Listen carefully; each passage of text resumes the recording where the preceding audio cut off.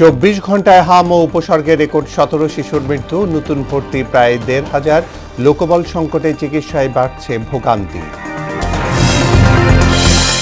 12 ঘন্টার মধ্যে কোরবানির বর্জ্য অপসারণের নির্দেশ প্রধানমন্ত্রীর। ঈদ যাত্রা নির্বিঘ্নে মনিটরিং সেল, মহাসড়কে বসবে না পশুর হাট। বাজার স্থিতিশীল রাখতে ডিসিদের নজরদারি বাড়ানোর নির্দেশ, হাওরে ক্ষতিগ্রস্ত চাষিদের আর্থিক সহায়তার ঘোষণা। এবং পশ্চিমবঙ্গে মমতাকে ধরাশায়ী করে বিজেপির ঐতিহাসিক জয়, আসামেও বড় বিজয়। কেরালায় ইউপিডিএফ, তামিলনাড়ুতে সুপারস্টার থালাপতির চমক।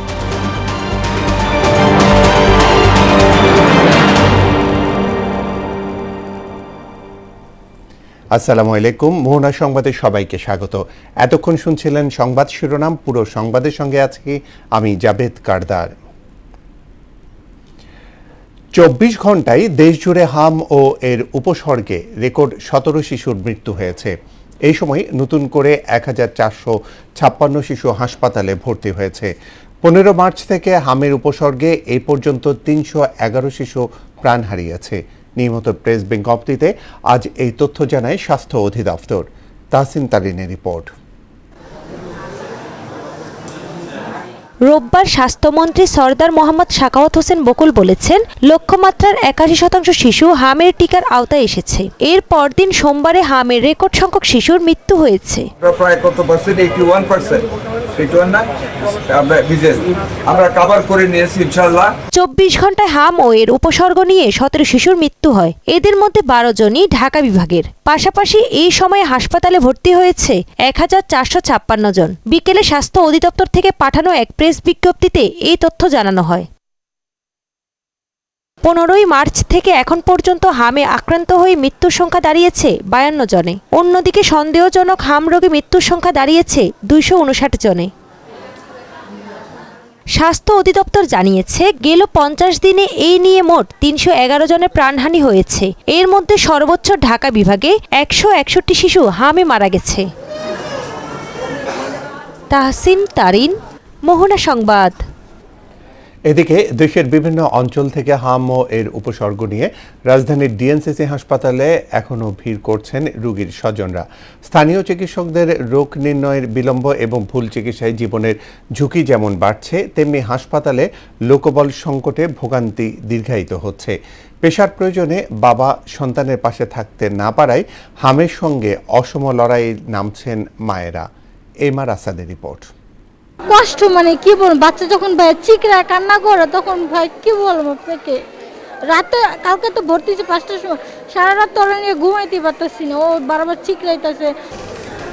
সন্তানের হাম আক্রান্তের বর্ণনা দিতে গিয়ে এভাবেই নিজের অসহায়ত্ব তুলে ধরেন একজন মা। স্বামী কাজের প্রয়োজনে ব্যস্ত থাকায় রাজধানীর ডিএনসিসি হাসপাতালে হামে আক্রান্ত শিশুকে নিয়ে প্রত্যেক মাকে নামতে হচ্ছে জীবন বাঁচানোর লড়াইয়ে। আমাদের যে পরীক্ষাগুলো দিচ্ছে, ওর আব্বু তো চাকরি করে, এখন আসতেছে না, আসলে পরীক্ষাগুলো করাবো আমরা। পরে কালকে 5টা বাজে আইসি, আপনার স্যালাইন দিছে 8টা, মানে প্রায় 9টার সময় আমাদেরকে স্যালাইন দেওয়া হয়েছে। এতক্ষণ আমরা বসে আইছিলাম। হঠাৎ আর কি খুবই খারাপ অবস্থা হয়ে যাচ্ছে। টয়লেট প্রচুর হচ্ছে, যেমন যার কারণে আবার শ্বাসকষ্ট হচ্ছে। নিজেদেরই বুঝে নিতে হয় আর কি, এটাই আর কি সবচেয়ে বড় হয়ে দাঁড়িয়েছে মায়েদের কাছে আর কি, সবচেয়ে বেশি চ্যালেঞ্জের। প্রত্যন্ত অঞ্চল থেকে আসা রোগীদের চাপ বাড়ছে এই হাসপাতালটিতে। অভিভাবকরা বলছেন, স্থানীয় পর্যায়ে রোগ নির্ণয়ে সময়ক্ষেপণ হচ্ছে, ফলে বাড়ছে জীবনের ঝুঁকি। এমনকি ডিএনসিসি হাসপাতালেও ক্যানোলা পরানোর দক্ষ জনবলের ঘাটতির কথা জানান তারা। প্রত্যেকটা বাচ্চা এরকম হইতেছে যে কারো রক খুঁজে পাচ্ছে না, সে নাকি দিতে পারছে না, পায়ে কতক্ষণ ঘুরে, হাত কতক্ষণই করে, এখন আবার হাতে ক্যানোলা পড়েছে, হাত ফুলে উঠছে। বাচ্চারা টলারেট করতে পারে খুব কম, আর এই বয়সে বাচ্চাদের হচ্ছে ভেইনগুলা সহজে কাজ করে না, খুঁজেও পাওয়া যায় না, সেজন্য ওদের খুব কষ্টর মাধ্যমে ক্যানোলা পড়ানো হয়। আর গায়ে ছোটো ছোটো দেখছি কি গোটা গোটা হচ্ছে। তারপর স্থানীয়ভাবে ডাক্তার দেখাইছে, উনি বললো কি যে আপনার এই অ্যালার্জি থেকে। পরে দেখি বাসায় নিয়ে গেছি, পরে আস্তে আস্তে বাড়তেছে, সদরে ভর্তি করছি মতন দেখি আমার বাচ্চা মানে আরও হইতেছে, সুস্থ হইতেছে না। পরে ওনার কাছে আবার গেলাম, এবারে উনি ঢাকার ঠিকানা দিয়ে দিল এই হসপিটালের। হামের প্রাদুর্ভাবের সঙ্গে সঙ্গতি রেখে রাজধানী সহ দেশের হাসপাতালগুলোতে দক্ষ জনবলের সংখ্যা বাড়াবেন কর্তৃপক্ষ, এমনটাই প্রত্যাশা সবার। এমআর আসাদ, মোহনা সংবাদ, ঢাকা। সারা দেশে কোরবানির পশুর বর্জ্য 12 ঘন্টার মধ্যে অপসারণে প্রধানমন্ত্রী নির্দেশ দিয়েছেন বলে জানিয়েছেন স্বরাষ্ট্রমন্ত্রী সালাউদ্দিন আহমদ। তিনি আরও জানান, মহাসড়কের ওপরে কোনো পশুর হাট বসবে না। আর বর্তমানে শিক্ষা মন্ত্রণালয় সংক্রান্ত প্রায় 13,000 মামলা আদালতে বিচারাধীন রয়েছে বলে জানিয়েছেন শিক্ষামন্ত্রী আনম এহসানুল হক মিলন। সোমবার দুপুরে সচিবালয়ে প্রধানমন্ত্রীর সঙ্গে বৈঠক শেষে তারা এইসব কথা বলেন। তানজিদ ভূঁইয়ার প্রতিবেদন।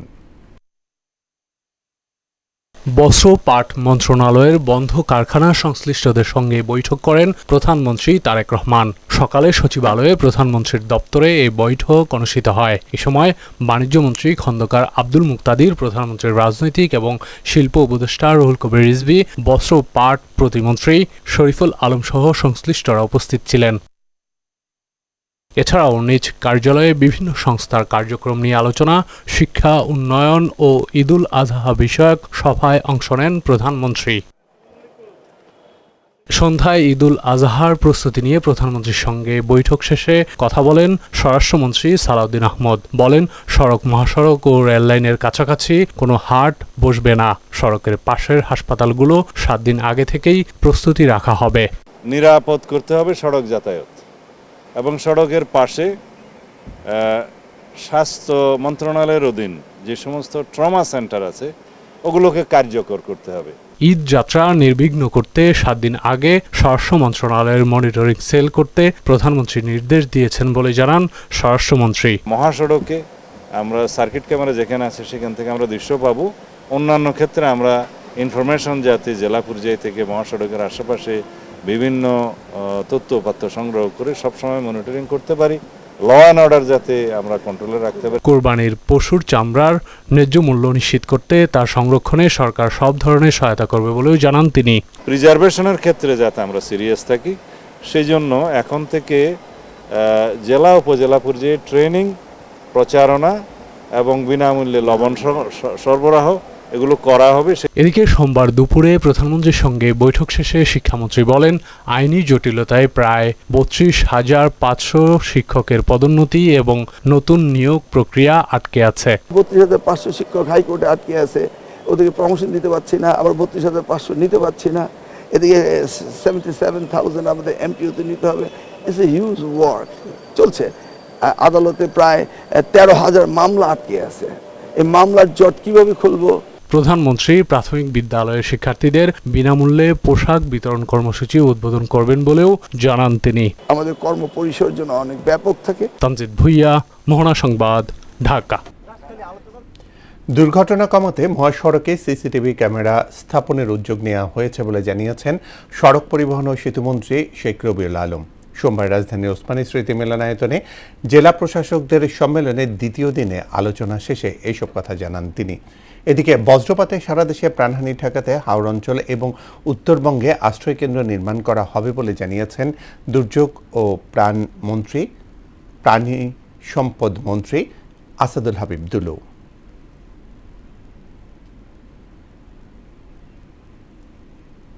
মহাসড়ক ও সেতু বিভাগ, রেল এবং নৌ মন্ত্রণালয়। সভা শেষে সড়কমন্ত্রী জানান, 3 হুইলার ও ধীরগতি যানবাহন বন্ধে প্রশাসনকে নির্দেশ দেওয়া হয়েছে। রোড সেফটির জন্য এটা খুবই ভয়ঙ্কর এবং এই প্র্যাকটিসটা আছে, এটা বন্ধ করার জন্য আমরা তাদের আরো তৎপর হতে বলেছি। এবং আমাদের যারা আছেন, বিশেষ করে যদি আপনি রেলওয়েতে যারা আছেন, রেলওয়ে পুলিশ, তারপর আমাদের একটা গার্ড আছে রেলওয়েতে যারা সেফটি এনশিওর করে, নিরাপত্তা বাহিনী, তাদেরকে আরো তৎপর করছি।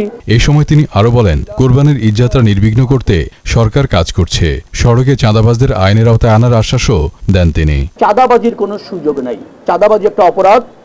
যারা চাঁদাবাজি করছে তাদেরকে নিয়ন্ত্রণ করা হবে, আইনের আওতায় আনা হবে। জেলা প্রশাসকদের সঙ্গে বৈঠক শেষে দুর্যোগমন্ত্রী বলেন, বজ্রপাতে মৃত্যু ভয়াবহ আকার ধারণ করেছে। মোকাবেলায় সরকার আশ্রয়কেন্দ্র নির্মাণ সহ থান্ডার অ্যারেস্টার স্থাপনের উদ্যোগ নিয়েছে। হাওড় এবং উত্তর অঞ্চলে এটা ব্যাপকভাবে হয়।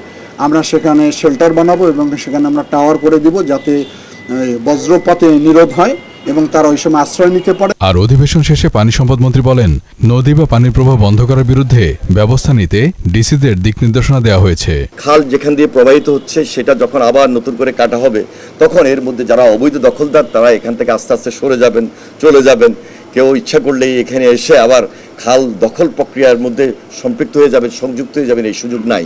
এদিকে সম্মেলনের অধিবেশন শেষে প্রবাসী কল্যাণ প্রতিমন্ত্রী বলেন, প্রবাসীদের হয়রানি বন্ধে ওয়ান স্টপ সেবা নিশ্চিত করতে চায় সরকার। আমরা ওয়ান স্টপ সলিউশনের কথা ভেবেই স্বরাষ্ট্র মন্ত্রণালয়ের সাথে আলাপ আলোচনা সাপেক্ষে তারা একমত হয়েছে যে আমাদের বিশেষ করে প্রক্রিয়াগুলো জেলা জনশক্তি অফিস থেকে সম্পন্ন করে পাসপোর্টটা একটা বিশেষ আপনার ডেস্ক, আপনার যেখানে পাসপোর্ট অফিস আছে সেখানে থাকবে বিদেশ গমনে বিশেষ করে তাদেরকে সেবাটা দেওয়ার জন্য। এই সময় ধর্মসচিব বলেন, বেদখল, উত্তরাধিকার ও ওয়াকফ সম্পদ উদ্ধারে ডেটাবেস তৈরির উদ্যোগ নিয়েছে সরকার। দেশে বিপুল পরিমাণ ওয়াকফ সম্পত্তি আছে, লক্ষ লক্ষ একর জমি।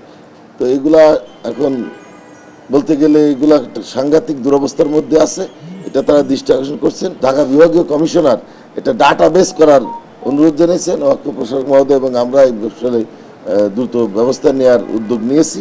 পরে প্রধানমন্ত্রী উপদেষ্টা মাহাদি আমিন বলেন, নারী ও তরুণদের গুরুত্ব দিয়ে মেধাভিত্তিক শিক্ষা, দক্ষ শ্রমিক তৈরি ও বন্ধ কলকারখানা শিগগিরই চালু করা হবে।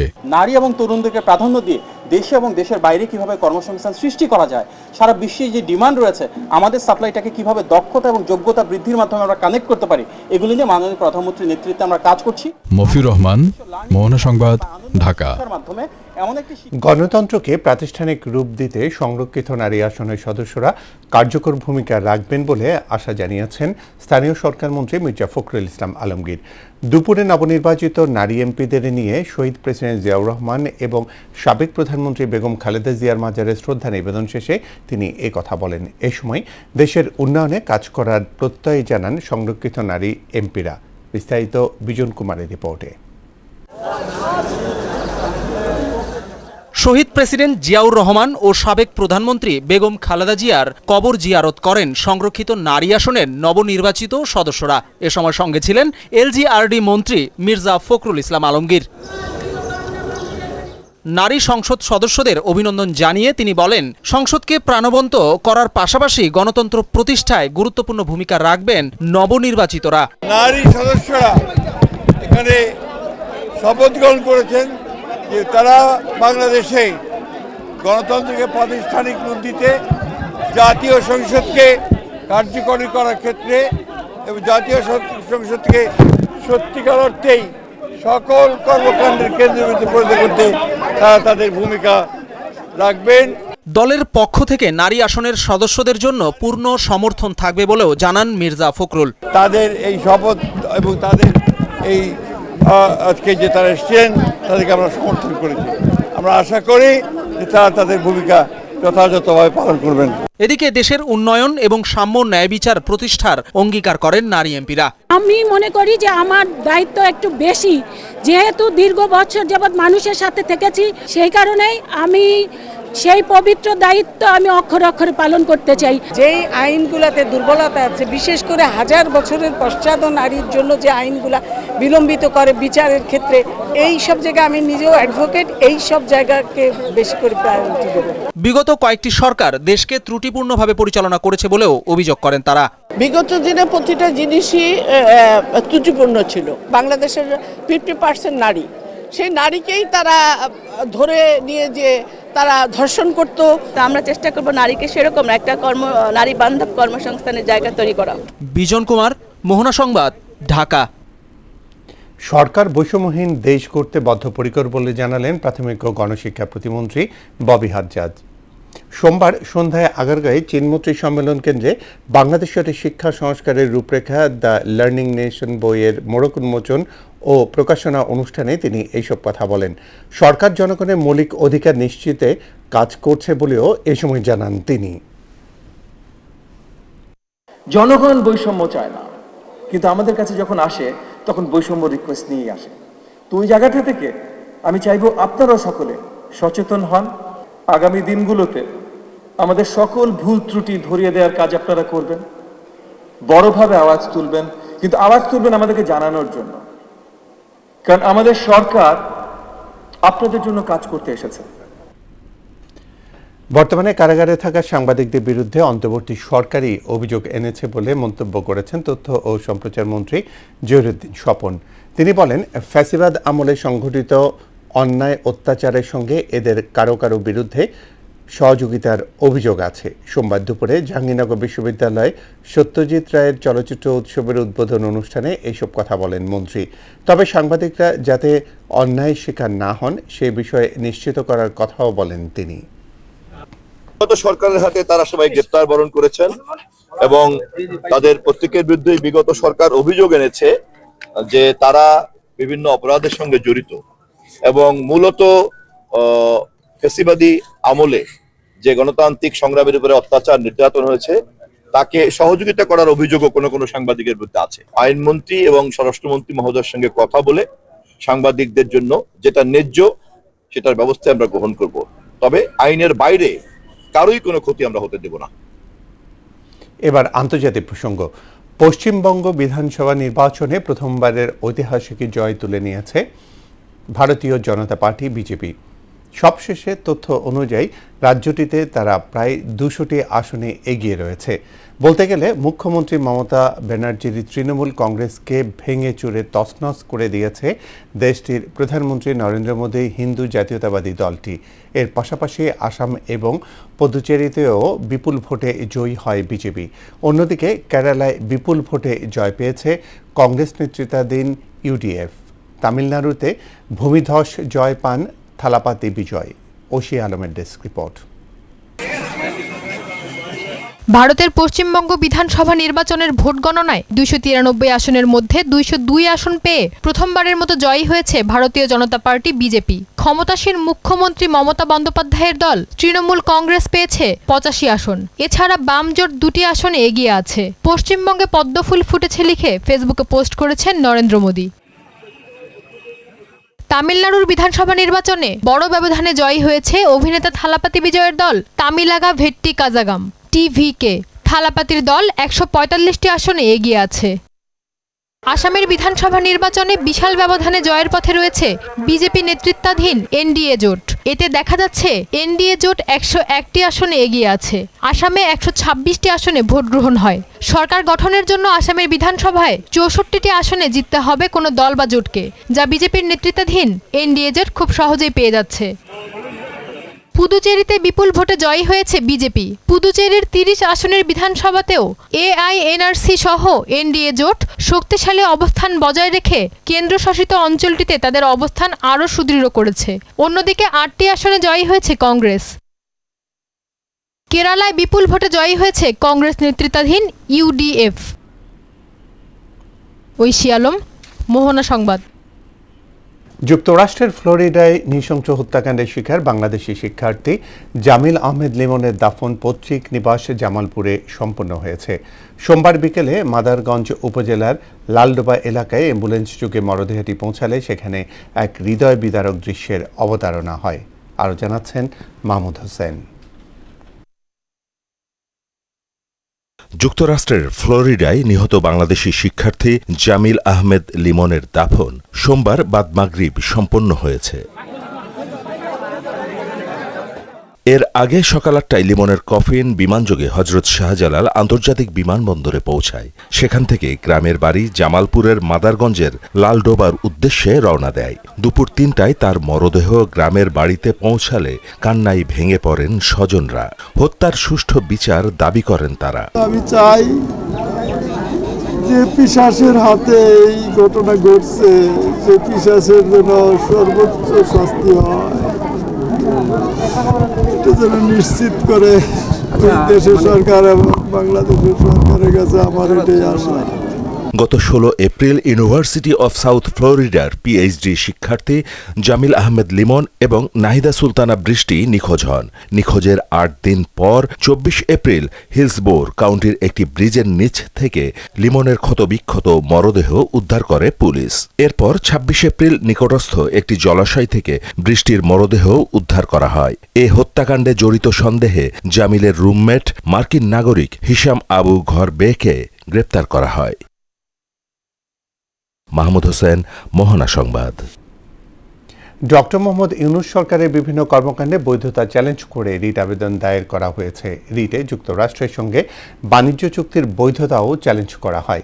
এদিকে 24 গণ অভ্যুত্থানে অংশ নেওয়া 208 জন ক্ষতিগ্রস্ত প্রবাসী বাংলাদেশিদের কেন ক্ষতিপূরণ দেয়া হবে না তা জানতে চেয়ে সোমবার রুল জারি করেন উচ্চ আদালত।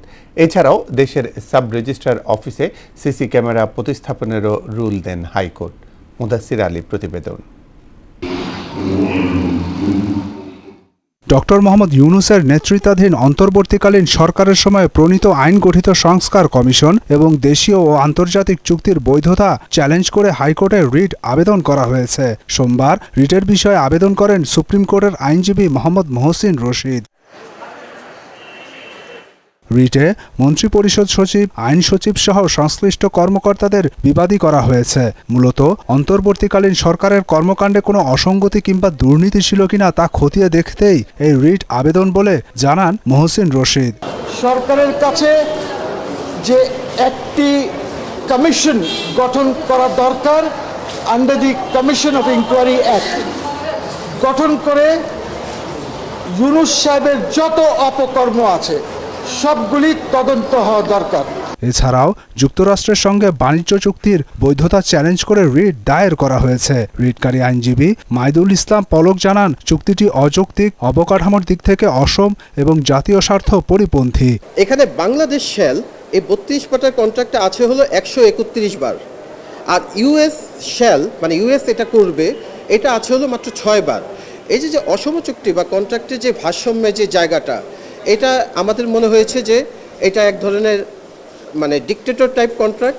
এদিকে জুলাই আন্দোলনে ভূমিকা রাখার কারণে প্রবাসে কারা নির্যাতন ভোগ করে দেশে ফেরত আসা 208 প্রবাসী জুলাই যোদ্ধাদের প্রত্যেককে কেন 25 লাখ টাকা করে ক্ষতিপূরণ দেয়া হবে না তা জানতে চেয়ে রুল জারি করেছেন হাইকোর্ট। 208 জনের মধ্যে সে সময় একজনের মৃত্যুও হয়েছে।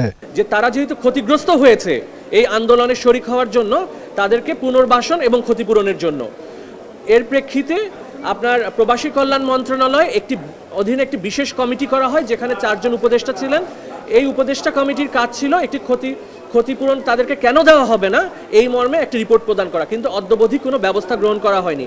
এর ফলশ্রুতিতে আমরা রিট পিটিশন দায়ের করি। অন্যদিকে দেশের সব সাব রেজিস্ট্রার অফিসে কেন হাই রেজুলেশন সিসি ক্যামেরা স্থাপন করা হবে না তা জানতে চেয়ে রুল জারি করেন হাইকোর্ট। করাপশন যতটা পারা যায় আর কি কমিয়ে নিয়ে আসা যাবে, এবং এই সিসিটিভি ক্যামেরা বাংলাদেশে যে এভিডেন্স অ্যাক্ট আছে এই এভিডেন্স অ্যাক্টে কভার করে।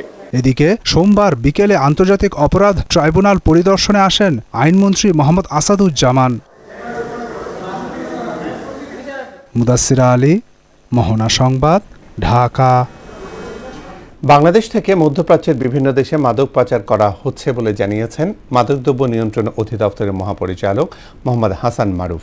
সোমবার দুপুরে রাজধানীর সেগুনবাগিচায় সংস্থাটির প্রধান কার্যালয়ে আয়োজিত সংবাদ সম্মেলনে তিনি কথা বলেন। এ সময় তিনি আরও বলেন, মাদক পাচারে কৌশল পাল্টাচ্ছে মাদক কারবারিরা। রাজধানীর ওয়ারি এলাকা থেকে মিথাইল অ্যামফিটামিন যুক্ত 2 লাখ পিস ইয়াবাসহ এক মাদক কারবারিকে গ্রেফতার করা হয়েছে। এই চালানটি গাড়ির সিলিন্ডারের বিশেষ কায়দায় লুকানো ছিল। গত 1 মে থেকে সারা দেশে মাদক বিরোধী অভিযান চলছে বলেও জানান ডিজি।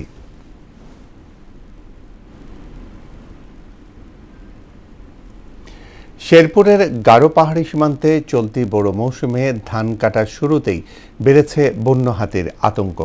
সন্ধ্যা নামলেই পাহাড় থেকে নেমে আসা হাতির দল সবার করছে কৃষকদের সোনালী স্বপ্ন। হাতি এবং মানুষের দীর্ঘস্থায়ী লড়াইয়ের অবসান চান সীমান্তবর্তী অঞ্চলের বাসিন্দারা। মইনুল হোসেন প্লাবনের তথ্যচিত্রে জানাচ্ছেন মিশেল বিনতে আনোয়ার। শেরপুরে শ্রীবর্দী, ঝিনাইগাতি ও নালিতাবাড়ী উপজেলার বিস্তীর্ণ গারো পাহাড়, দিগন্তজোড়া বোরো ধানের ঘ্রাণে যখন কৃষকের মুখে হাসি থাকার কথা, ঠিক তখনই হানা দিয়েছে বন্য হাতির দল। গেল 2 সপ্তাহ ধরে শতাধিক হাতি ছোট ছোট দলে বিভক্ত হয়ে দাপিয়ে বেড়াচ্ছে লোকালয়। কৃষকের ঘাম ঝরানো ফসল মুহূর্তেই মিশিয়ে দিচ্ছে মাটিতে। প্রায় 3 দশক ধরে চলা এ দ্বন্দ্বে এখন প্রাণ হাতে নিয়ে রাত কাটছে সীমান্তবাসীর। মশাল জ্বালিয়ে কিংবা ঢাকডোল পিটিয়েও থামানো যাচ্ছে না ক্ষুধার্ত হাতির তাণ্ডব। বৈশ্বিক সংকটে তেলের অভাব থাকায় জেনারেটর, লাইট জ্বালিয়ে পাহারা দিতেও হিমশিম খাচ্ছেন স্থানীয়রা। হাতি এসে আমাদের ধানের ক্ষেত নষ্ট করে এবং ঘর বাড়ি ভাঙচুর করে, বর্ষার সময় আর কি বেশি আসে। আমরা কর্ম করতে পারি না, আবাদ করতে পারি না, ঘরে থাকতে পারি না। হাতি দাবার দিলেই দম মারণ লাগে, মানুষ মারি ফেলায়, ঘর ভাঙিয়ে ফেলায়, ভাত হাতে খাইয়ে ফেলায় যায়। দীর্ঘদিন থেকে এই হাতি মানুষের দ্বন্দ্ব চলে আসছে।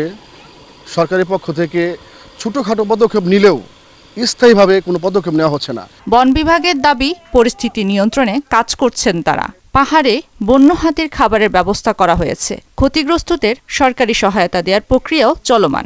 120 হেক্টর হাতি খাদ্য উপযোগী বাগান করছি। ক্ষতিপূরণটা পেতে হয়তো আমাদের একটু ডিলে হয়, কিন্তু ক্ষতিপূরণ নিশ্চিতভাবে পায়। এদিকে 3 দশকের এই সমস্যা নিরসনে সংসদ অধিবেশনে সোচ্চার স্থানীয় জনপ্রতিনিধিরা। স্থায়ী সমাধানের পথে হাঁটছেন বলে জানালেন সরকারি দলের এই সংসদ সদস্য।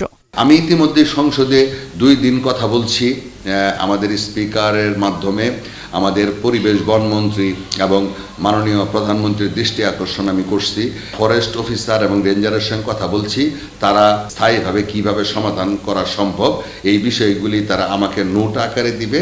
আমি সেই নোটগুলি নিয়ে আমি মাননীয় প্রধানমন্ত্রী এবং পরিবেশ বনমন্ত্রীর সঙ্গে কথা বলবো। বন বিভাগের হিসাব বলছে 2014 সাল থেকে এই পর্যন্ত হাতির আক্রমণে প্রাণ হারিয়েছেন অন্তত 46 জন মানুষ, আর পাল্টা হামলায় প্রাণ গেছে 34টি বন্য হাতির। সরকার নিহত পরিবারকে 3 লাখ এবং ফসলের ক্ষতির জন্য 50,000 টাকা সহায়তা দিলেও স্থানীয়দের দাবি এখন কেবলই একটি স্থায়ী ও নিরাপদ জীবনের। মিশাল বিনতে আনোয়ার, মোহনা সংবাদ। শেষ করব মোহনা সংবাদ। যাওয়ার আগে শিরোনামগুলো জানিয়ে দিচ্ছি আরও একবার।